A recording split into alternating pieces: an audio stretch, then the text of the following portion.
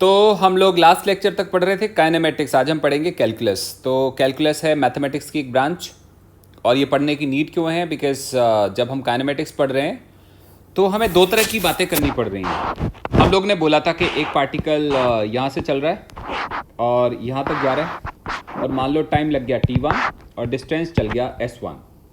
फिर पार्टिकल यहाँ पहुँच गया और टाइम लग गया t2 और डिस्टेंस लग गया कितना, s2। और फिर हमसे कहा जाता है कि बताओ एवरेज वेलोसिटी कितनी होगी। एवरेज वेलोसिटी, या अगर डिस्टेंस दिया होगा तो एवरेज स्पीड कितनी होगी। किसी ने आपसे पूछ लिया तो तुम क्या बोलोगे? वो होगी s2 minus s1 upon t2 minus t1, और इसको हम लिखते हैं delta s upon delta. But ये जो डेटा मैंने आपके सामने निकाला ये रियल डेटा नहीं है। रियल डेटा पता क्यों नहीं है? क्योंकि ये एक तरह की स्पीड निकल के आ रही है। आप कहेंगे बिल्कुल सही है, स्पीड आ रही है, बट क्या ये रियल वैल्यू है? तो आंसर आएगा नहीं। ये यहाँ से लेके यहाँ तक की एवरेज वैल्यू है। हो सकता है एक कोई पर्टिकुलर ड्राइवर बड़ी रैश ड्राइविंग कर रहा हो, और रैश ड्राइविंग में वो क्या करता है, पहले यहाँ पे स्लो होगा, फिर फास्ट हो गया, फिर स्लो होगा, फिर फास्ट हो गया, फिर स्लो होगा, फिर फास्ट हो गया, और हमने क्या निकाला? यहाँ से यहाँ के बीच का आंसर। तो जो यहाँ से यहाँ के बीच का आंसर निकलेगा वो एक्चुअल नहीं निकलेगा, क्योंकि हर पल उसकी वेलोसिटी अलग अलग थी। मे बी हो सकता है कि इसका आंसर आ जाए कोई 50 किलोमीटर पर आवर, बट जो इंसान रैश ड्राइविंग कर रहा था, हो सकता है इन बिटवीन कभी ना कभी उसने चाहे 5 सेकंड के लिए कार बहुत तेज भी चलाई हो। मे बी उसने कार चलाई हो 200 किलोमीटर पर आवर से भी। ये लॉन्गर रन के लिए नहीं चलाई, बट कितनी देर के लिए चलाई? बहुत थोड़े से टाइम के लिए चलाई, बट चलाई तो ना कम से कम। इसका मतलब जो ये डेटा आ रहा है ये रियल डेटा नहीं है, क्योंकि उसकी कार की वेलोसिटी का वेरिएशन तो बहुत सारा था। कभी उसकी वेलोसिटी 2 मीटर पर सेकेंड भी थी, कभी 200 किलोमीटर पर आवर भी थी। So that was a wide variation. अगर हमें वाइड वेरिएशन को समझना हो तो हम मैथमेटिक्स पढ़ते हैं जिसका नाम है कैलकुलस। कैलकुलस बेसिकली दो चीज़ों में डील करता है, एक का नाम है डिफरेंशिएशन, दूसरे का नाम है इंटीग्रेशन। बेटा डिफरेंशिएट करने का मतलब होता है तोड़ना, और इंटीग्रेट करने का मतलब होता है जोड़ना। इसका क्या मतलब हुआ? इसका मतलब हुआ, ध्यान से समझो, इसका मतलब हुआ कि एक कार यहां से चली और वो कार यहां से लेके यहां तक जा रही थी, लॉन्गर रन जा रही थी। अगर तो हम बात करेंगे एवरेज में हम क्या कर रहे हैं? हम एवरेज में पूरे मोशन को ब्रेक नहीं कर रहे हैं, हम बात कर रहे हैं एक बार में किसकी? होल मोशन की, या होल जर्नी की बात कर रहे हैं। So we are talking about whole motion, और वो एक लाइन में आंसर निकाल रहे हैं। लेकिन अगर हम बात करें छोटे छोटे पार्ट की, कैसे बात करें? हम लोग बात करें, बताओ यहाँ कितनी वेलोसिटी है, यहाँ कितनी है, इधर कितनी है, इधर कितनी है, इधर कितनी है। कैन यू सी कितनी पॉसिबिलिटीज़ होंगी आंसर निकालने की? पॉसिबिलिटीज़ होंगी हज़ारों लाखों। इस चीज़ को हम बोलेंगे डिफरेंशिएशन। डिफरेंशिएट करने का मतलब हुआ हम एक हर छोटे छोटे सेगमेंट में इसको ब्रेक करके देख रहे हैं। तो जो ब्रांच हम पढ़ने वाले हैं उसका नाम है कैलकुलस। उसके दो पार्ट हैं, डिफरेंशिएशन एंड इंटीग्रेशन। तो आप इमेजिन करो कि जो कार जा रही है, सपोज करो कि t टाइम के बाद या t1 टाइम के बाद कार यहाँ पहुँच गई। कितना डिस्टेंस है? s1 के बराबर है। और t2 टाइम के बाद, ये टाइम है t2, और कार यहाँ पहुँच गई, और ये डिस्टेंस कितना हो गया बेटा? s2 हो गया। अगर हम बात करते हैं इन दो पॉइंट्स के बीच का एवरेज, क्या बात करते हैं? इन दो पॉइंट्स के बीच का एवरेज, तो वो क्या निकल के आने वाला है? वो निकल के आने वाला है, अभी अभी हमने पढ़ा था, s2 minus s1 upon t2 minus t1, और इसको हम लिखते हैं delta s upon delta t। एक बात बताऊं आपको, अगर हम एवरेज लेंगे इसके और इसके बीच में, तो जो डेटा आएगा वो पूरी जर्नी का आएगा। अगर हम एवरेज लेंगे इसके और इसके बीच में, तो जो डेटा आएगा वो इस जर्नी के बीच का आएगा। ऐसे केस में जो वेलोसिटी आएगी वो काफ़ी ज़्यादा रियल आएगी। काफ़ी रियल क्यों आएगी?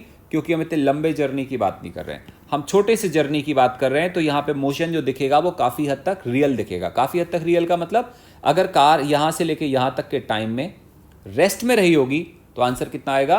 रेस्ट वाला आएगा। अच्छा, अगर हमें और रियल डेटा निकालना है तो हम ये जो गैप है इसको कम करते चले जाएं। मान लो हमने इस गैप को कम करके कर दिया यहाँ से और यहाँ के बीच में। अब अगर हम एवरेज निकालेंगे इन दोनों के बीच का, तो कार की वेलोसिटी की वैल्यू कौन से वाले मोशन में आएगी? इस मोशन में आएगी। अगर हम ये गैप जो सामने दिख रहा है, इस गैप को हम बहुत ज़्यादा कम कर दें, इतना ज़्यादा कम कर दें कि ये नेग्लिजिबल हो जाए, तो फिर ये पॉइंट और ये पॉइंट अलग नहीं रहेंगे। क्या हो जाएंगे? ये दोनों पॉइंट एक दूसरे पे मर्ज कर जाएंगे। जब एक दूसरे पे मर्ज करेंगे तो जो वेलोसिटी हम निकालेंगे वो फिर दो अलग अलग पॉइंट की नहीं निकलेगी, क्योंकि दोनों पॉइंट तो एक साथ मर्ज कर गए। तो ऐसी वाली वेलोसिटी को क्या बोलेंगे हम? ऐसी वाली वेलोसिटी को बोलेंगे हम इंस्टेंटेनियस वेलोसिटी या डिफरेंशिएशन। डिफरेंशिएशन क्यों बोल रहे हैं हम लोग? क्योंकि हम छोटे छोटे टुकड़ों में डिफरेंशिएट कर रहे हैं। अगर हम हमारे इतने लंबे मोशन को छोटे छोटे पीसेस में तोड़ देते हैं तो इन पीसेस को हम नाम देते हैं क्या? Differential part. This becomes differential part. तो अगर हम छोटे छोटे पार्ट को तोड़ते हैं तो हम बोलते हैं डिफरेंशियल पार्ट, और उनके मोशन को स्टडी करना इज कॉल्ड डिफरेंशिएशन। क्लियर है बेटा? तो इस छोटे से पार्ट को कैसे बोलेंगे तो हम आगे देखते हैं, जो मैंने अभी लिखा है ऊपर।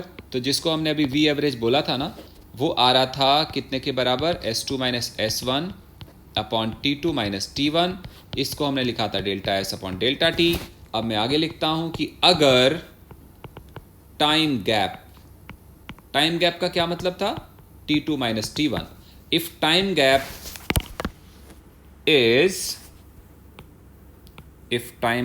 इज वेरी स्मॉल, मतलब बहुत ज्यादा छोटा है, इज वेरी स्मॉल बोलूँ या मैं वेरी वेरी स्मॉल बोलूँ, तो जो T2 माइनस T1 होगा उसको अब की बारी हम डेल्टा टी नहीं बोलेंगे। अब तक हम क्या बोलते थे? Delta T. अब हम क्या बोलेंगे? इसको डी टी बोलेंगे। बेटा अगर टाइम गैप बहुत छोटा होगा तो डिस्टेंस का गैप भी स्मॉल होगा, तो हम क्या बोलेंगे फिर? हम बोलेंगे पोजीशन गैप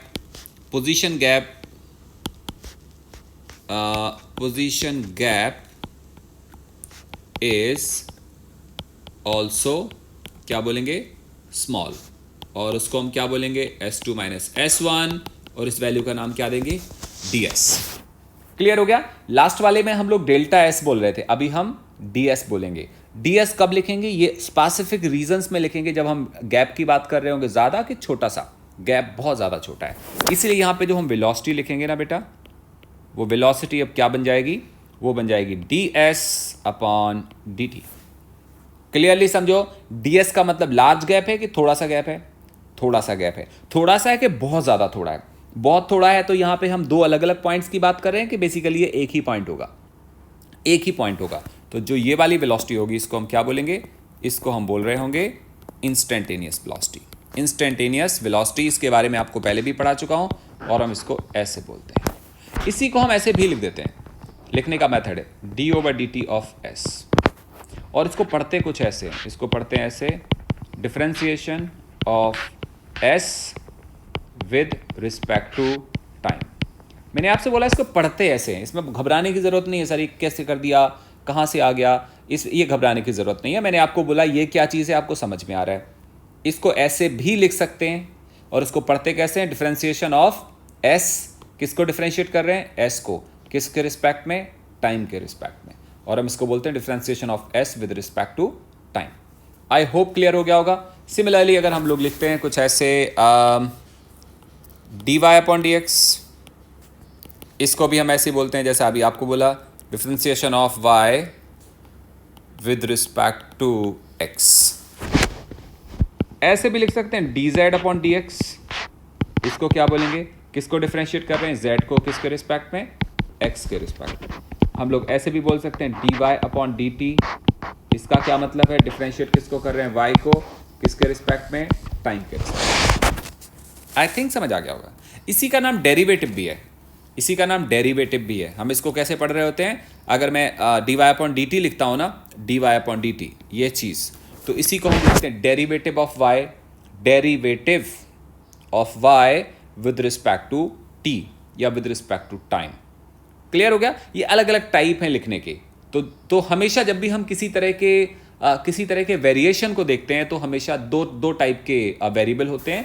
जैसे कोई आपसे बोले कि सर एक ग्राफ प्लॉट करो x में और y में, तो तुम बोलोगे ऐसे ग्राफ आता है। तो ये ग्राफ केवल एक वेरिएबल पे डिपेंड कर रहा है कि दो पे डिपेंड कर रहा है? दो पे डिपेंड कर रहा है। दो जैसे एक तरफ x है तो एक तरफ y है। आई थिंक क्लियर है? अगर हम इस ग्राफ का छोटा सा टुकड़ा निकालें, बेटा माइंड ध्यान से समझना, हम डिफरेंशिएट करना सीख रहे हैं। मैंने डिफरेंशिएट का क्या मतलब बोला? पूरा ग्राफ पढ़ना है कि एक टुकड़ा पढ़ना है? एक टुकड़ा क्यों पढ़ना है? क्योंकि बेटा इसका वेरिएशन हर जगह सेम थोड़ी है। देखो, कहीं स्लोप कम है, कहीं ज़्यादा, कहीं और ज़्यादा, कहीं कम ज़्यादा, कम ज़्यादा, कम ज़्यादा। इसके स्लोप में वेरिएशन वन टाइम थोड़ी ना हो रहा है, इसमें तो इनफाइनाइट वेरिएशन है। सर यहाँ देखो स्लोप इतना है, यहाँ इतना है, यहाँ इतना है, यहाँ इतना है, यहाँ इतना। कैन यू सी? हज़ारों लाखों वेरिएशन है।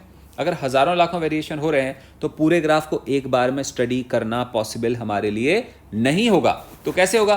कोई बोलेगा एक बात बताओ, जब x की वैल्यू x नॉट होगी, ऐसे मान लेते हैं x की वैल्यू x नॉट होगी, तब बताओ ग्राफ किस तरह का होगा। तो तुम बोलोगे जब x की वैल्यू x नॉट होगी ना, तब हम कहाँ पे होंगे? तब हम यहाँ पे होंगे। अब हमें इस पॉइंट का ग्राफ स्टडी करना है कि ओवरऑल करना है? हमने इस पॉइंट का ग्राफ स्टडी करना है। तो ग्राफ का एक टुकड़ा निकालेंगे, पूरा ग्राफ निकालेंगे कि टुकड़ा निकालेंगे? एक पीस निकालेंगे। एक पीस बड़ा सा होगा कि छोटा होगा? छोटा होगा कि बहुत छोटा होगा? अगर गलती से हमने बड़ा पीस ले लिया ना, इतना बड़ा, अगर हमने बड़ा पीस ले लिया तो फिर वो तो यहाँ से लेके यहाँ तक मे बी कुछ वेरिएशन हो रहा हो उसमें, तो फिर वो जो वैल्यू निकालेगा वो एग्जैक्ट वैल्यू नहीं निकालेगा। तो हमें एक पीस लेना पड़ेगा, और एक पीस कौन सा लेना पड़ेगा? बहुत छोटा। देखो ये और ये, it is very small piece. Clear? छोटा सा पीस निकालेंगे और हम वेरिएशन देखेंगे कि एक्स नॉट पे ग्राफ किस तरह का है। अगर हम इस वाले पीस को निकाल के बेटा बाहर रखेंगे, अगर मैं छोटा दिखाऊंगा समझ में नहीं आ रहा तो मैं इसको जूम करके दिखाता हूँ। जूम करेंगे तो ये ग्राफ कैसा दिखेगा? ऐसा दिखेगा। और इसमें एक एक्सिस तो ये दिखेगी, और मैं कलर चेंज कर देता हूँ, बेटर रहेगा। एक एक्सिस आपको ये वाली दिखेगी, और आपको एक एक्सिस दिखेगी बेटा ये वाली, क्योंकि हमें मालूम है इस ग्राफ में दो एक्सिस आ रही हैं एक साथ, तो एक एक्स दिखेगा और एक वाई दिखेगा। आप सोचो ये ग्राफ का टुकड़ा मैंने बड़ा लिया कि छोटा सा लिया?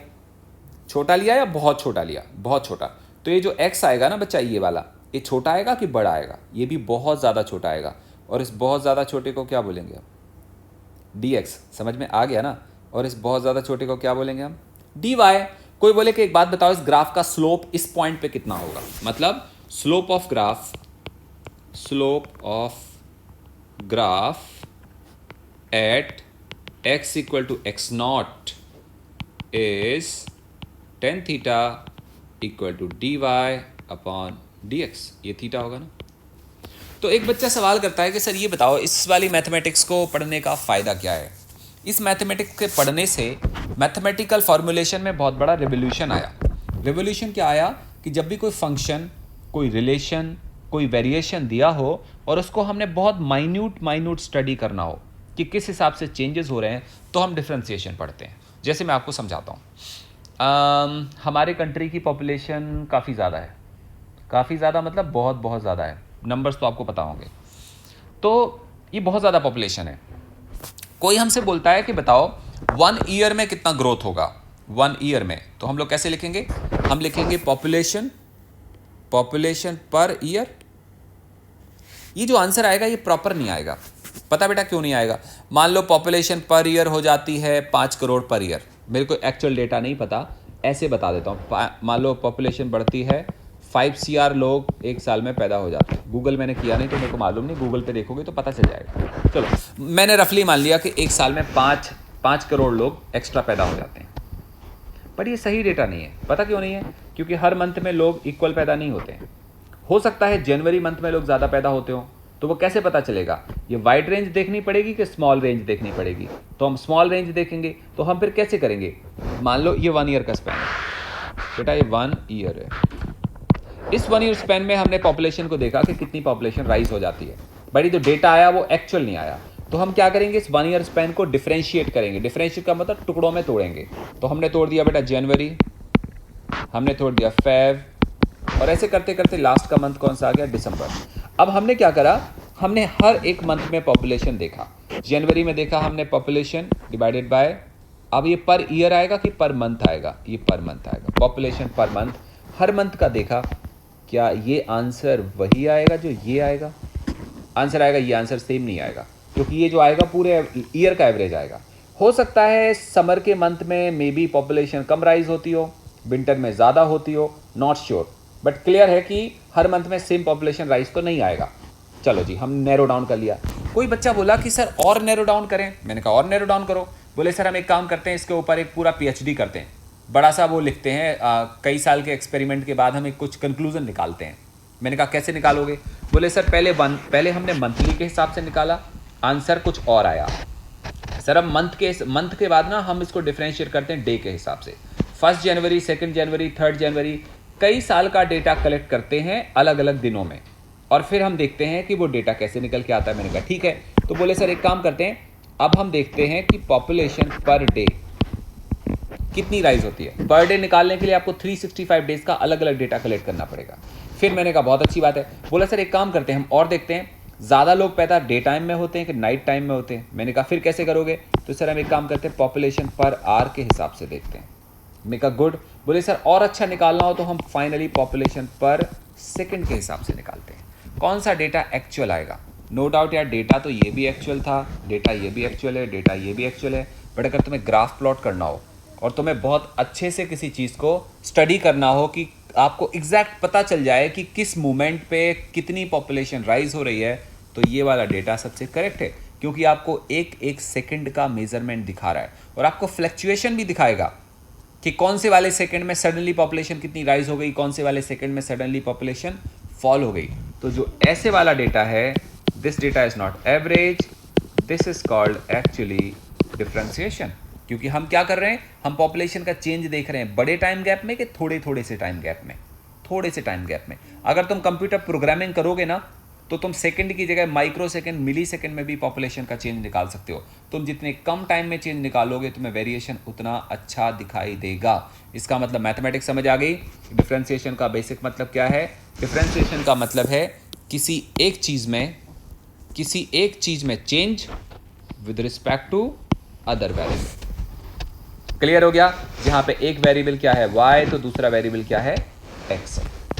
शायद आपको डिफरेंशिएशन का बेसिक मतलब समझ में आ गया होगा। ऐसा करते हैं हम एग्जांपल के तौर पे मान लेते हैं कि ऐसा मान लेते हैं, we assume that y equal to x to power n। ये क्या चीज़ है? ये कोई भी फंक्शन है। मैंने एक्स टू पावर n क्यों ले लिया बेटा? रैंडम ले लिया मैंने। अगर n को 1 कर दोगे तो y इक्वल टू एक्स आ जाएगा, n को 2 कर दोगे तो y equal to x square आ जाएगा। सो मैंने n ले लिया रैंडमली। तो we assume that y equal to x to power n, ऐसा हमने क्या करा? अज्यूम कर लिया। बहुत अच्छी बात है। तो कोई बोले कि डिफरेंशिएट करो इसको। डिफरेंशिएट करने का क्या मतलब हुआ? तो डिफरेंशिएट करने का मतलब हुआ इसकी वैल्यू में चेंज देखो। तो चेंज कैसे देखो? पहला पॉइंट हम लिखते हैं कि when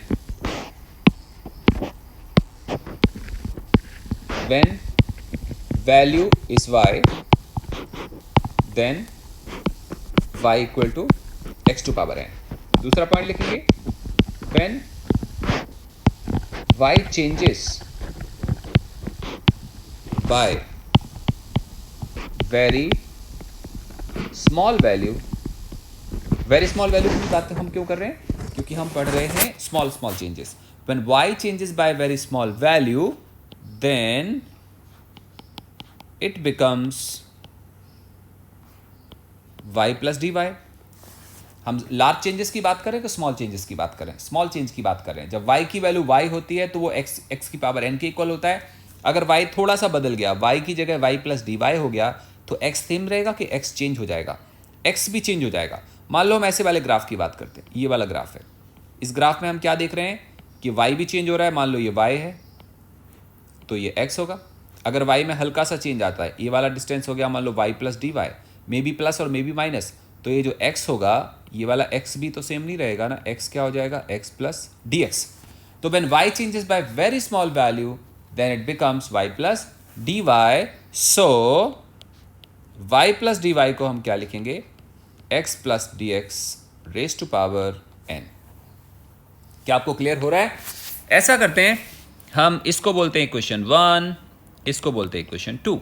अभी हम दोनों को करते हैं डिफरेंस और हम यहाँ पे लिखते हैं equation number 2 minus equation number 1। तो लेफ्ट हैंड साइड में क्या आएगा? डी वाई, और राइट हैंड साइड में क्या आएगा? x plus D x raise to power n minus X to power n। ऐसे करते हैं हम x टू पावर n को कॉमन लेते हैं। x टू पावर n को बाहर निकालेंगे तो आ जाएगा 1 plus D X by X raise to power n और minus X to power n। X to power n को बाहर कॉमन निकालेंगे तो यहाँ पे आ जाएगा 1 plus D X by X raise to power n minus 1। हम लोग ने पढ़ा था बाइनोमियल, उसमें हमने पढ़ा था कि अगर dx छोटा है कि बड़ा है? dx बहुत छोटा है किसके कंपैरिजन में? x के कंपैरिजन में। अगर dx बहुत छोटा है x के कंपैरिजन में तो dx अपॉन x क्या आएगा? 1 से बहुत छोटा आएगा। इसका मतलब ये वाली वैल्यू 1 से बहुत छोटी होगी। आपको याद है बाइनोमियल? बाइनोमियल में हम पढ़ते थे कि 1 plus something and something is very very lesser than 1, तो ये फाइनली क्या बन जाता था?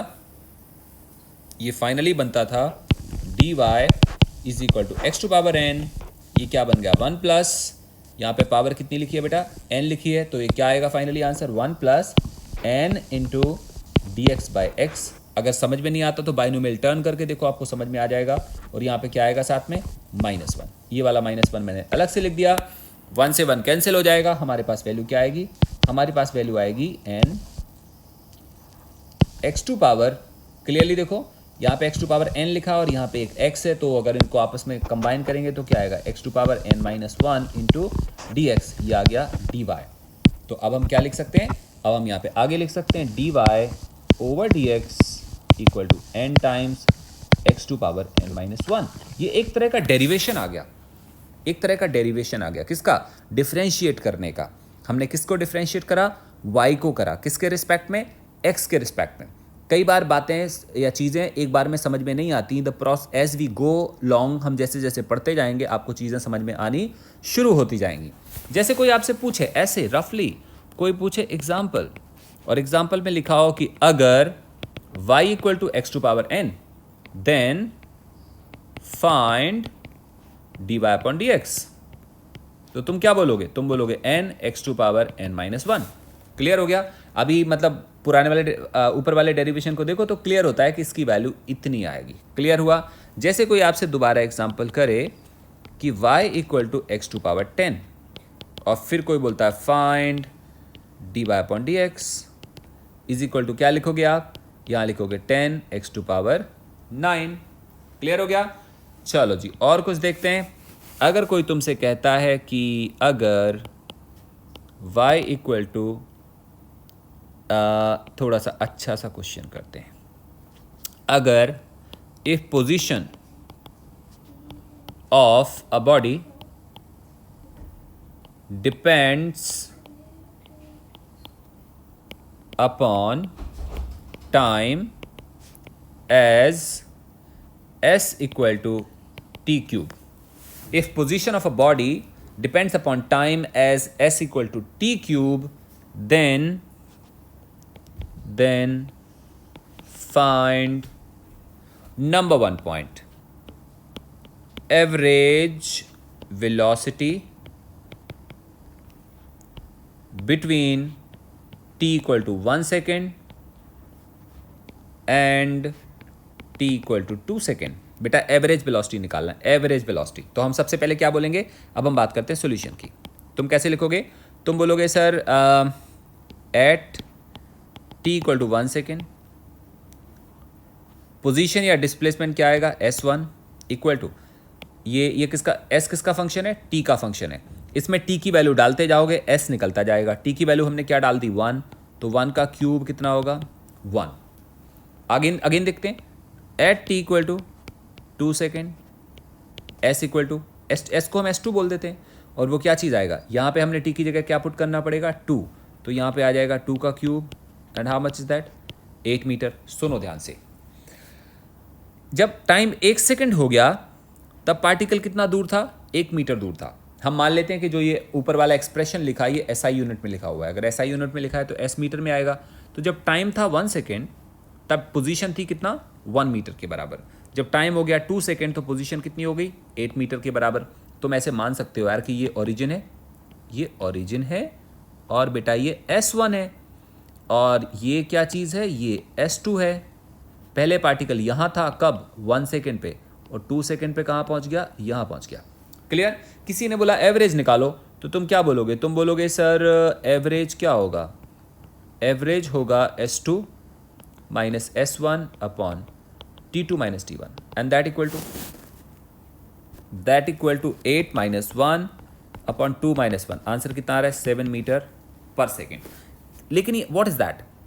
क्या ये एक्चुअल वैल्यू है? आंसर आता नहीं सर, एक्चुअल नहीं है, ये एवरेज है इस पूरे जर्नी का। यहाँ से यहाँ के बीच का हमने एवरेज निकाला तो वो 7 के इक्वल आया, और ये हमारा आंसर है। पक्का? अब हम बात करते हैं जो अभी पढ़ रहे थे, दोबारा से देखते हैं सेम बात को, और यहाँ लिखते हैं if s equal to T cube then find velocity at T equal to 2 second. बेटा लैंग्वेज को समझो पहले क्या लिखा हुआ है। पहले वाले क्वेश्चन में एट लिखा था कि बिटवीन लिखा था?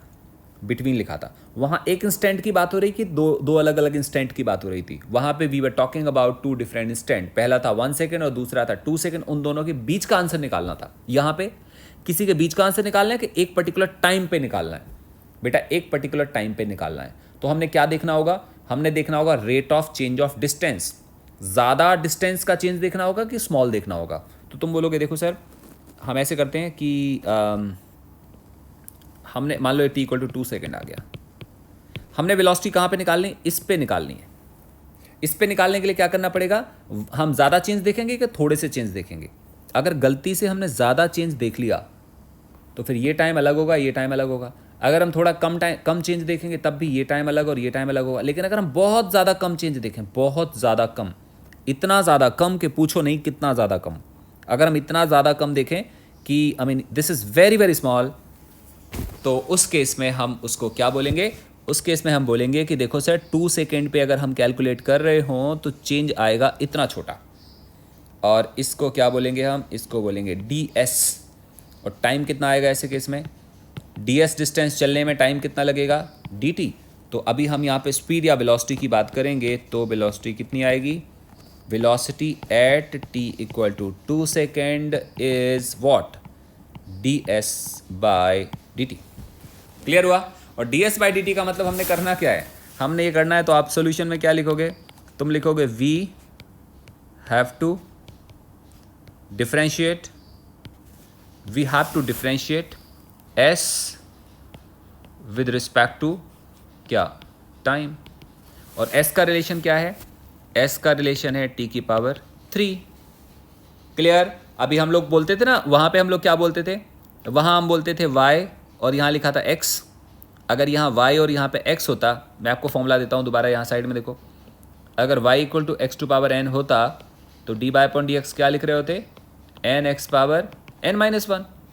क्लियर है ना? तो यहाँ पे s और t में लिखा है तो यहाँ पे क्या आएगा? यहाँ पे ds ओवर dt आएगा is equal to n t raise to power कितना? n minus 1, that is 3t square. So ds by dt is what? It is the formula of velocity. Is it average or instantaneous? This is instantaneous. तो यहाँ पे answer आ गया ds by dt equal to 3t square. बेटा t की value कितनी है? 2, उसका square, answer कितना आएगा? 3 मल्टीप्लाइड बाई 4, आंसर कितना है? 12 मीटर पर second. Is it the same answer और डिफरेंट आंसर? ये अलग आंसर है क्योंकि ये अलग चीज़ थी। It was something else and that is something else. This was average and that is instantaneous. I think आपको ये बात क्लियर हो रही होगी कि डिफरेंशिएट करना हम क्यों स्टडी कर रहे हैं।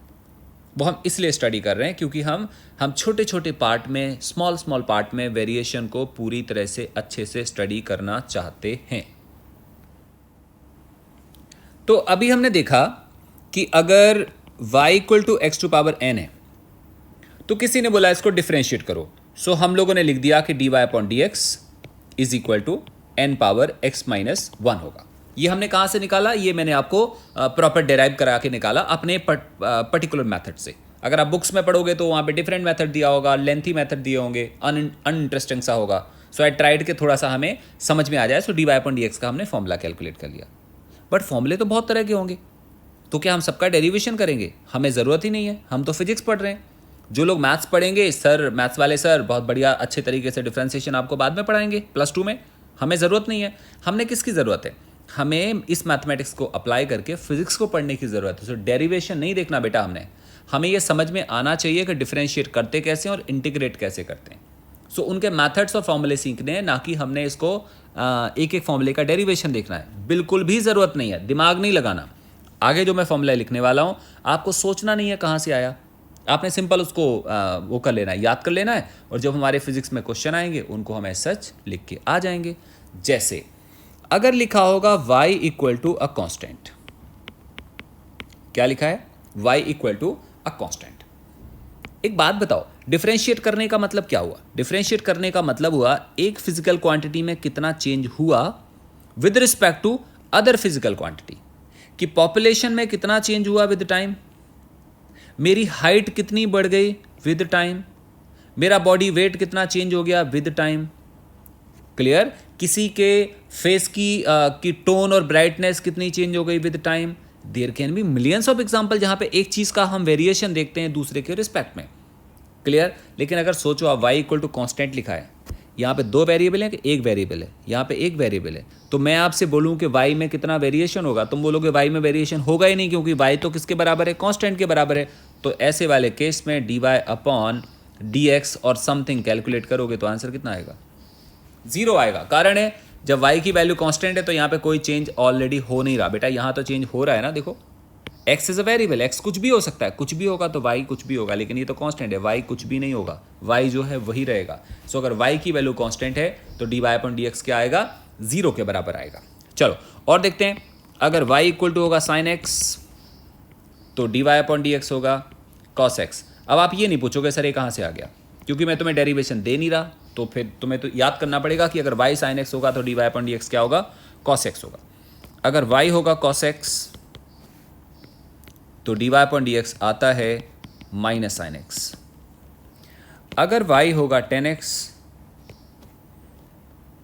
तो dy अपॉन dx आता है सीकेंट स्क्वायर एक्स। क्लियर है? अगर y इक्वल टू होगा cot x तो dy अपॉन dx आता है माइनस में कोसिकेंट स्क्वायर x। क्लियर है? अगर y इक्वल टू होगा सीकेंट x तो dy अपॉन dx आएगा secant x into 10x, secant x into 10x। Clear हो गया? अगर y होगा कोसिकेंट x तो बेटा dy upon dx equal to आएगा minus cosecant x into cot x। बस इन फॉर्मूले पे आप बिल्कुल भी ना दिमाग लगाना ना क्वेश्चन रेज करना कहाँ से आए हैं, बस you have to just learn कि ये वाले फॉर्मूले ऐसे हैं। ठीक हो गया? एग्जाम्पल देखते हैं। एग्जाम्पल में लिखा था y equal to 10x plus X square plus 3 plus X power 4 और कोई बोलता है फाइंड dy अपॉन dx। क्या फाइंड करना है बेटा? Find dy upon dx। तो तुम क्या बोलोगे? तुम बोलोगे सर dy अपॉन dx करेंगे तो इसका मतलब क्या हुआ, जब हम इसको डिफरेंशिएट कर रहे हैं इसका मतलब इस पूरे फंक्शन को डिफरेंशिएट करना है। पूरे फंक्शन में कितने पार्ट हैं? 4 पार्ट हैं। इसको अलग से, इसको अलग से, इसको अलग और इसको अलग से डिफरेंशिएट करना पड़ेगा। 10x का डिफरेंशिएशन क्या आएगा बेटा? 10x का अभी अभी बताया था, देखो दिखा देता हूँ आपको, ये लिखा सामने, क्या लिखा हुआ है? 10x का डिफरेंशिएशन क्या लिखा है? Secant square X. तो यहाँ पे आंसर क्या आएगा? ये आंसर आएगा secant square X plus X square का डिफरेंशिएशन। याद है ना वो formula x to power n वाला, और यहाँ पे n कितना है? n है 2, तो यहाँ पे क्या वैल्यू आएगी? 2x to power 2 minus 1 plus 3। यहाँ पे 3 अकेला है, 3 क्या चीज़ है? कांस्टेंट है, और कांस्टेंट है तो इसकी वैल्यू कितनी आ जाएगी? 0 प्लस x टू पावर 4 का डिफरेंशिएशन आएगा n, x to power n minus 1। So this answer is secant square x plus 2x plus 4x cube. This is something dy upon dx। शायद समझ में आ गया होगा आपको। बहुत ही अच्छी बात है। चलो आगे देखते हैं। अगर y इक्वल टू कॉन्स्टेंट है तो dy अपॉन dx 0 आएगा, लेकिन अगर y equal to constant into X to power n है तो ये जो राइट हैंड साइड में लिखा है ये कांस्टेंट है कि वेरिएबल है? आप सोचो, ये कांस्टेंट नहीं है, वेरिएबल है। लेकिन इस इक्वेशन के राइट हैंड साइड में वेरिएशन किसकी वजह से हो रहा है? इसकी वजह से, कांस्टेंट की वजह से नहीं हो रहा, लेकिन कांस्टेंट फिर भी इस फंक्शन के साथ मल्टीप्लाइड है। एक्चुअली इस फंक्शन में जो कांस्टेंट लिखा है वो तो कांस्टेंट है, because let's say it is 10, then y always remains 10।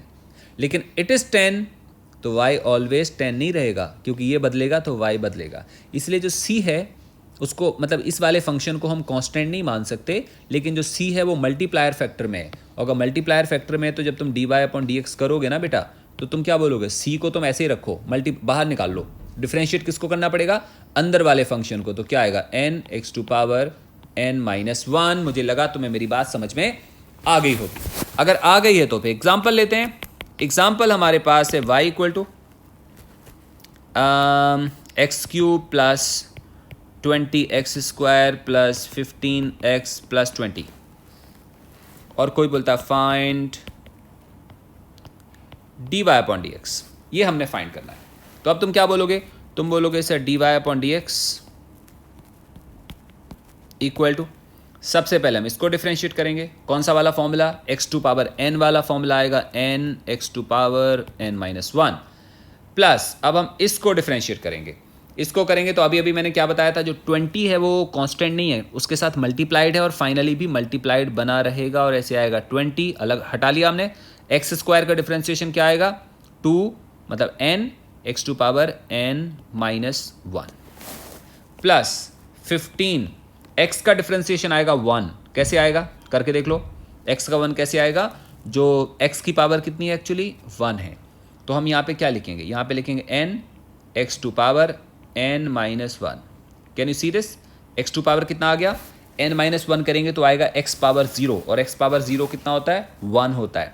Plus जो 20 अकेला है, दिस इज कांस्टेंट, ये कांस्टेंट है, और कांस्टेंट का डिफरेंशिएशन कितना आएगा?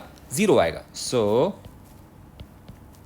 dy upon dx equal to 3x square plus 40x plus 15, ये आंसर है। ओके बच्चा, सो आज के टॉपिक में हम लोग डिफरेंशिएशन का बहुत बेसिक पार्ट पढ़ रहे थे। इसको बहुत ध्यान से देखने की ज़रूरत है। नेक्स्ट लेक्चर में हम इसका एडवांस्ड और मिक्स्ड टाइप की थ्योरम देखेंगे कि ये कैसे कैसे फॉर्मूले यूज़ होते हैं, और 2 और 3 लेक्चर के बाद आपको सारा का सारा डिफरेंशिएशन समझ में आ जाएगा। थैंक यू सो मच बेटा, बाय बाय।